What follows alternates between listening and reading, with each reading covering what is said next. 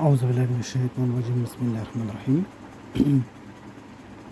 আমরা গত দুটি ভিডিওতে দেখেছিলাম ব্রেক ইএমএফ বা জেনারেটেড ইএমএফ কীভাবে বাইর করা যায়। এখন আমরা দেখব ইকুয়েশনের মাধ্যমে বাইর করার নিয়ম কী। তখন আমরা লুপের মাধ্যমে বাইর করছি, এখন আমরা ইকুয়েশনের মধ্যে বাইর করব।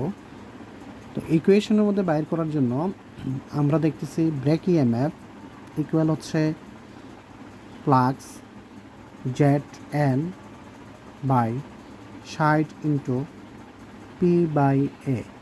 এখানে জেডটা হচ্ছে পরিবাহী সংখ্যা, এন এত হচ্ছে স্প্রিট, পি এত হচ্ছে পোল, এত হচ্ছে প্যারালাল পথ সংখ্যা। তো এই যে পি বা পোল সংখ্যা কখনো বিজোড় হয় না। পোল সংখ্যা যেমন চুম্বকের সবসময় দুটি মেরু থাকে, নর্থ মেরু সাউথ মেরু। এখন এটা কখনো দশমিক বা ভগ্নাংশে হবে না, এটা সব সময় জোড় সংখ্যা হবে। দুইটা হইতে পারে, চারটা হইতে পারে, ছয়টা হইতে পারে, আটটা হইতে পারে, কিন্তু বিজোড় বা দশমিক সংখ্যাতে হবে না। আর হচ্ছে এ এ প্যারালাল পথ সংখ্যা। প্যারালাল পথ সংখ্যা যদি সিরিজ মোটর হয় বা ওয়েভ ওয়াইন্ডিং হয় তাহলে তার কি হবে, ল্যাম্প ওয়াইন্ডিং হলে কি হবে, এটা আমাদের মাথায় রাখতে হবে। কারণ আমরা একটু দেখে আসি, কারণ এটা অনেকে ভুল করে। আমাদের কোনো ম্যাথের মধ্যে যদি বলা থাকে আমাদের মোটরটি বা জেনারেটরটি সিরিজ ওয়াইন্ডিংয়ে আছে, সিরিজ মোটর বা সিরিজ জেনারেটর বা ওয়েভ ওয়াইন্ডিংয়ে আছে, ওয়েভ ওয়াইন্ডিং, বিশেষ করে ওয়েভ ওয়াইন্ডিং কথাটা উল্লেখ থাকলেই আমরা প্যারালাল পথ সংখ্যা দুইটি উল্লেখ করে দিব। কোনো দিকে তাকাবো না, প্যারালাল পথ সংখ্যা কয়টি লিখব, দুইটি। তো সিরিজ বা ওয়েভ ওয়াইন্ডিং দেখলে, বিশেষ করে ওয়েভ ওয়াইন্ডিং দেখলেই লিখে ফেলবো, আর সিরিজ দেখার দরকার নেই। তো এখন যদি এটা আমরা মনে রাখবো কীভাবে, আমি আমার মতো করে মনে রাখি যে আমি সবসময় মনে রাখি ওয়েভ ওয়াইন্ডিং মানে সিরাজ ও ওয়াব, সিরাজ ও ওয়াব দুই ভাই, সিরাজ ও ওয়াব দুই ভাই, মানে সিরিজ থাকুক আর ওয়াব থাকুক, ওয়েভ ওয়াইন্ডিং থাকুক, আমরা কি লিখবো, দুই লিখবো, সিরিজ বা ওয়েভ ওয়াইন্ডিং। তারপর হচ্ছে ল্যাম্প ওয়াইন্ডিং বা শান্ট মোটর যদি বলা হয়, ল্যাম্প ওয়াইন্ডিং বা শান্ট মোটর যদি বলা হয়, ভালো করে খেয়াল করি আমরা, ল্যাম্প ওয়াইন্ডিং বা শান্ট মোটর যদি বলা হয় তখন আমরা কি করব। তো ল্যাম্প ওয়াইন্ডিং বা শান্ট মোটরের ক্ষেত্রে আমরা পোল সংখ্যা যতটা থাকবে প্যারালাল পথ সংখ্যা ততটা লিখব, পোল সংখ্যা যতটা থাকবে প্যারালাল পথ সংখ্যা ঠিক ততটা লিখব, তার কম বেশি লিখবই না। তো আমাদের অনেকে এটা ভুলে যায়, যার কারণে আমি আমার মতো একটা টেকনিক খেয়াল রাখি, শাকিল তালিবাস্য আর ল, দেখেন তালিবাস্য আর ল, তালিবাস্যতে হচ্ছে যে শান্ট, ল তো হচ্ছে ল্যাম্প, শাকিল লেখাটা দেখেন ভালো করে একই লাইনে অবস্থিত, একটা নামের মধ্যে অবস্থিত শাকিল। এই জন্য পোল সংখ্যা এবং প্যারালাল পথ সংখ্যা দুটোটা ইকুয়াল আমি মাথায় রাখি। আপনিও চাইলে এইভাবে মাথায় রাখতে পারেন শাকিল কথাটার সাথে, যে শাকিল শব্দটাতে তালিবাস্য এবং ল দুটোটা একই লাইনে অবস্থিত, সেজন্য দুটোটাকে আমরা কি রাখতে পারি, সেম রাখতে পারি। ঠিক আছে, ওকে। তাহলে আমাদের প্যারালাল পথ সংখ্যা নিয়ে কোনো সমস্যা নেই, পোল সংখ্যা নিয়েও কোনো সমস্যা নেই। তারপর হচ্ছে ফ্লাক্স জেড এন, এটা তো স্প্রিট এন, স্প্রিট সংখ্যা নিয়েও কোনো সমস্যা নেই আশা করি। তো তারপরে আসেন ফ্লাক্স। তো ফ্লাক্স আমরা কীভাবে বের করি, দেখেন ম্যাক্সিমাম ফ্লাক্সের ডেন্সিটির সাথে ক্ষেত্রফল গুণ করে দিলে ফ্লাক্সের ডেন্সিটি ফ্লাক্স পাওয়া যায়। ফ্লাক্সের একক হচ্ছে ওয়েবারে থাকে। ম্যাক্সিমাম ফ্লাক্সের ডেন্সিটির সাথে যদি কী গুণ করি, ক্ষেত্রফল, এই এর সাথে আবার এই মিলাবেন না, এটা হচ্ছে প্যারালাল পথ আর এটা হচ্ছে কি ক্ষেত্রফল, এরিয়া। এতে এরিয়া বোঝানো হয়েছে আর এতে প্যারালাল পথ সংখ্যা বোঝানো হয়েছে, দুইটা ভিন্ন কথা। তো ফ্লাক্স যদি বের করতে হয়, ফ্লাক্সের ম্যাক্সিমাম ফ্লাক্সের ডেন্সিটির সাথে আমরা কী গুণ করে দেব, ক্ষেত্রফল গুণ করে দেব। তারপরে হচ্ছে আসেন, যদি এই জেট আমাদের বাইর করতে হয়, জেট সংখ্যা বাইর করতে হয়, তাহলে আমরা ম্যাথের মধ্যে দেখবেন অনেক সময় পরিবাহী সংখ্যা ডিরেক্ট না দিয়ে আমাদেরকে টান সংখ্যা দেওয়া থাকবে, প্রতি পরিবাহীতে টান সংখ্যা, এই ধরনের কথা, প্রতি স্লটে টান সংখ্যা এই ধরনের কথা থাকতে পারে বা টান সংখ্যা উল্লেখ থাকবে। ওই টান সংখ্যাকে যদি আমরা কি করি 2 দ্বারা গুণ করে দিই, টান সংখ্যাকে কত দ্বারা গুণ 2 দ্বারা যদি গুণ করে দেই তাহলে আমরা টোটাল পরিবাহী সংখ্যা অবশ্যই পাবো। টোটাল পরিবাহী সংখ্যা অবশ্যই পাবো। পরিবাহী সংখ্যা কিভাবে পাবো? টান সংখ্যাকে 2 দ্বারা গুণ করে দিলে, অথবা আরও অন্যভাবেও থাকতে পারে। যেমন আমাকে স্লট সংখ্যা দেওয়া আছে, স্লট মানে যেই খাসগুলা কাটা থাকে আর্মেচারের মধ্যে, ওই যে আর্মেচারের মধ্যে ওয়াইন্ডিংগুলো পেঁচানো হয়েছে, পেঁচানোর জন্য যে খাসগুলা কাটা হয়েছিল ওই খাসের মধ্যে ওই খাসের মধ্যে যতগুলো কন্ডাক্টর ওইগুলাকে বলা হয় কি স্লট, মানে খাস সংখ্যা, ওই খাসগুলোকে বলা হয় স্লট। ওই স্লটের মধ্যে প্রতিটা স্লটে যতটা কন্ডাক্টর আছে, ধরেন একটা স্লটের মধ্যে 5টা কন্ডাক্টর আছে, তাহলে 10টা স্লটে কন্ডাক্টর আছে কতটা? 5 10 50টা, তাহলে টোটাল পরিবাহী সংখ্যা কতটি? 50টি।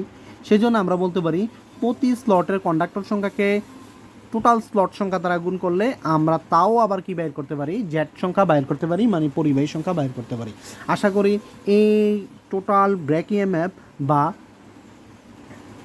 জেনারেটেড ইএমএফ বাইর করার জন্য আমার মনে হয় না আপনাদের আর কোনো সমস্যা হবে ইনশাআল্লাহ। তারপরে আসেন, আমরা আর্মেচারের মধ্যে একটা রেজিস্ট্যান্স দেখছিলাম। কিসের মধ্যে? ওই যে সার্কিট ড্রগুলো দেখছিলাম, শান্টের, সিরিজের, কম্পাউন্ডের যে সার্কিটগুলো দেখছিলাম, ওইগুলোর মধ্যে আর্মেচার রেজিস্ট্যান্স দেখছিলাম। আর্মেচার রেজিস্ট্যান্সটা দেওয়া থাকতো ওই জায়গার মধ্যে। আর এখন যদি আমাদের যদি কোনোভাবে বাইর করার কোনো আর অপশন না থাকে, তখন আমাদের আরেকটা ক্লো দেওয়া থাকতে পারে। যেমন আর্মেচার রেজিস্ট্যান্স বাইর করার জন্য আমাকে দেওয়া থাকতে পারে নাম্বার অফ টান, কোন টান, ওই যে এখানে একটা টান ছিল, কতটা টান, এই ধরনের টান সংখ্যা দেওয়া থাকতে পারে। প্রতি টানের রেজিস্ট্যান্স দেওয়া থাকতে পারে, প্রতি টানের রেজিস্ট্যান্স। তাইলে যদি আমাদের টান আছে 10টা আর হচ্ছে প্রতি টানের রেজিস্ট্যান্স হচ্ছে 2, তাহলে গুণ করে দিলে আমাদের রেজিস্ট্যান্স, টোটাল রেজিস্ট্যান্স হয়ে যাচ্ছে 20। ওই রেজিস্ট্যান্সকে যদি আমি পোল সংখ্যা এবং প্যারালাল পথ সংখ্যা দ্বারা যদি ভাগ করি, বিষয়টা এখানে দেখলে ভালো করে খেয়াল করবেন। টোটাল টান সংখ্যাকে প্রতি টানের রেজিস্ট্যান্স দ্বারা ভাগ দিলে আর গুণ করে তারপরে হচ্ছে যে পোল সংখ্যা এবং প্যারালাল পথ সংখ্যা দ্বারা ভাগ দিলে যে ভ্যালুটা পাচ্ছি, এই ভ্যালুটা হচ্ছে আমার আর্মেচার রেজিস্ট্যান্সের ভ্যালু, আর্মেচার রেজিস্ট্যান্সের ভ্যালু।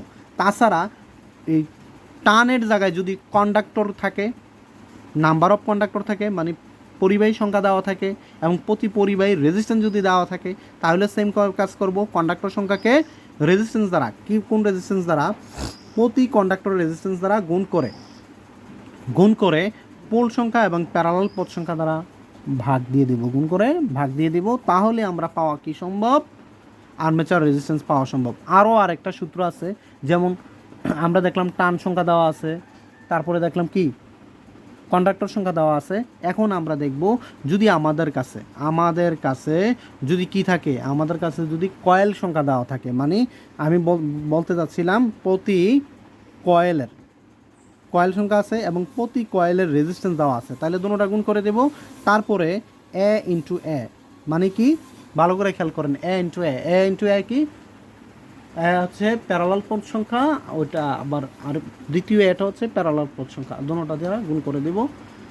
আশা করি আমরা আর্মেচার রেজিস্ট্যান্সটা বাইর করতে পারবো। এইগুলো এইভাবে মনে রাখার উচিত মনে করি আর কি, এইভাবে মনে রাখলে হবে। তারপরে প্রায় ম্যাক্সিমাম পরীক্ষাতে আসে একটাই ম্যাথ আছে, অনেক সময় আমাদেরকে লিকেজ কো ইফিসিয়েন্ট বাইর করতে বলে, তো লিকেজ কো ইফিসিয়েন্টটা আমরা কীভাবে বাইর করব? আমরা যদি খেয়াল করেন, টোটাল প্লাক্স, প্রতি পুলের টোটাল প্লাক্সকে যদি আমরা প্রতি পোলের ওয়ার্কিং প্লাক্স দ্বারা ভাগ দিতে পারি, টোটাল প্লাক্সকে ওয়ার্কিং প্লাক্স দ্বারা যদি ভাগ দিতে পারি, তাহলে লিকেজ কোএফিসিয়েন্ট পাওয়া আমাদের দ্বারা সম্ভব। তো টোটাল প্লাক্সটা কোথায় পাবো? প্রতি পোলের টোটাল প্লাক্সটা আমাদের কোশ্চেনে উল্লেখ করাই থাকবে যে এটি শান্ট মোটরের এই প্রতি পোলের টোটাল প্লাক্স 0.25 ওয়েবার বা মিলি ওয়েবার, এইভাবে উল্লেখ থাকবে। আর হচ্ছে ওয়ার্কিং প্লাক্সটা আমরা কীভাবে বের করবো? ওয়ার্কিং প্লাক্সটা ভালো করে খেয়াল করেন, ওই যে এখানে যে ওয়ার্কিং প্লাক্সটা ব্রেক ইএমএফ বা ইনডিউসড ইএমএফ বাইর করার সময় যে ওয়ার্কিং প্লাক্সটা দেওয়া থাকে, ওই ওয়ার্কিং প্লাক্সটা দিয়ে আমরা কী বের করতে পারি?